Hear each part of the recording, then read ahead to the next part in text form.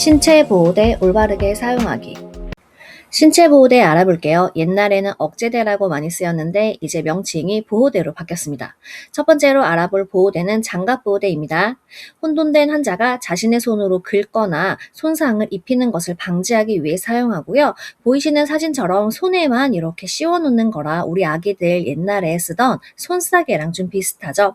주사 바늘을 제거하거나 삽입한 관을 제거하는 것을 막기 위해서 씁니다. 혼돈된 분들이라 가끔 이런 관들을 잡아서 뽑아버리는 경우가 있어요. 그럴 때 사용하는 보호대고요. 손과 손가락만 제한하고 팔의 움직임은 제한하지 않습니다. 보호대는 억제를 최소한만 하는 게 원칙이기 때문에 필요한 부분만 손만 제한하는 부분입니다. 손으로 장갑을 쥐지 않도록 굴절시킨 상태에서 적용하고요. 손목까지 장갑을 끼워주어야 합니다. 다음으로 보실 보호대는 팔꿈치 보호대입니다. 주로 영아나 어린아이에게 사용하고요. 수술 상처나 피부 병변을 긁지 못하도록 아이가 팔을 구부려서 긁기 때문에 팔꿈치를 구부리는 것을 방지하여서 수술 상처나 피부 병변을 긁지 못하게 합니다. 팔꿈치를 구부리는 것을 방지하기 위해서 사용하고요. 무릎에도 사용할 수 있어요. 신체 보호대 중심에 영아의 팔꿈치를 놓아야 효과적으로 적용할 수 있습니다. 다음으로 보실 보호대는 손목 또는 발목에 적용하는 보호대입니다. 손과 발의 움직임을 제한하기 위해서 손목이나 발목에 묶은 다음에 침대 틀에 고정하는 방법인데요. 낙상 우려가 있는 환자를 고정하기 위해서 사고를 예방하기 위해 사용합니다. 손목과 발목 주위에 패드를 댄 후에 사용하고요. 혈액순환 유지를 위해서 손가락은 2개가 들어갈 정도의 여유를 주고 묶어야 합니다. 혈압 커플을 감을 때는 손가락 1개가 들어갈 여유를 줬었죠.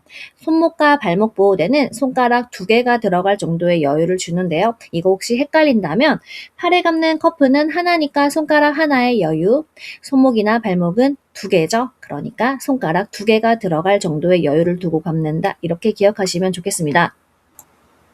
손목 보호대와 발목 보호대를 고정할 때는 먼저 팔에 묶을 때는 클로브 히치 매듭으로 손목이나 발목에 묶습니다. 그런 다음에 길게 늘여진 끈을 침대에 고정하여야 하는데요. 고정하는 곳은 침대에 움직이지 않는 곳, 예를 들면 침대 틀에 고정하는 것이 가장 좋습니다.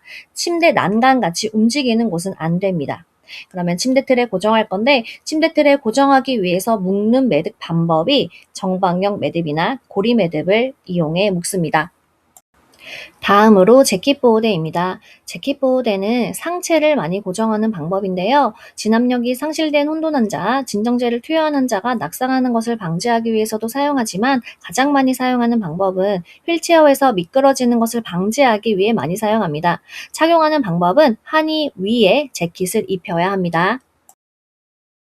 다음으로 보실 보호대는 벨트 보호대입니다. 쉽게 설명해서 안전벨트 같은 건데요. 이동 시에 스트레처커에 누워있는 환자가 떨어지지 않기 위해서 환자의 안전을 위해 사용하고요. 이런 안전벨트 보호대는 진압력이 명료한 환자에게도 사용할 수 있습니다. 환자의 허리 부분에 이렇게 감싸서 떨어지지 않게 하는 것입니다.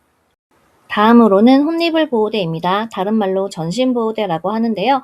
영아나 유아가 몹시 움직여 검사나 치료에 방해가 될 때 사용하는 방법입니다.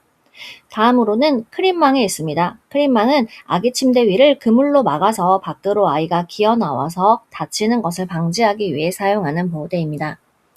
아까 손목 발목 보호대에서 나왔었던 매듭법에 대해서 간단하게 설명드리겠습니다. 클로브 히치 매듭법은 손목이나 발목 보호대에 많이 사용하는데요. 잡아당겼을 때 조여지지 않고 응급시에 쉽게 풀리는 특징이 있습니다. 정방형 매듭은 언제 많이 사용하죠? 우리 쓰레기 봉투 묶을 때 사용하는 방법으로서 2개의 끈을 서로 묶고 잡아당긴 후에 묶는 건데요. 잡아당겨도 조이지 않고 압력이 풀려도 미끄러지지 않는 특징이 있습니다.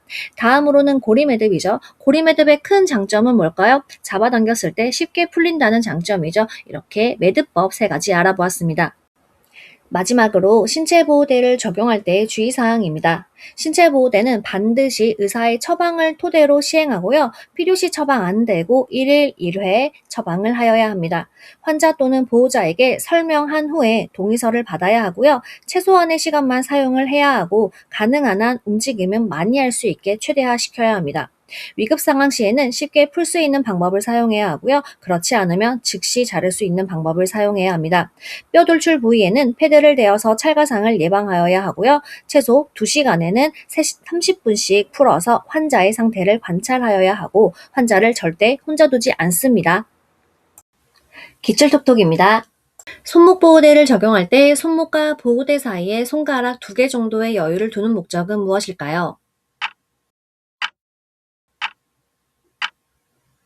우리 3번 혈액순환을 유지하기 위해서였죠. 기출톡톡입니다. 의식이 명료하지 않은 환자에게 신체 보호대를 적용할 때 주의사항으로 옳은 것은 몇 번일까요? 정답은 2번 보호대를 2시간마다 풀고 적용 부위의 순환 상태를 확인해야 합니다. 보호대를 고정할 때는 움직이는 침상 난간이 아닌 침대 틀에 고정해야 하고요. 환자가 움직일 때는 신체가 조여지면 안 돼요. 움직임은 최대화하고 억제를 최소화해야 합니다. 또한 보호자의 동의가 필요한 것이고요. 또 보호대를 사용할 때는 환자를 혼자 있게 해서는 안 됩니다. 신체 보호대 적용하기였습니다. 재미있고 기억에 남는 영상이었을까요? 구독과 좋아요는 톡쌤에게 야근을 가져다 줍니다. 감사합니다.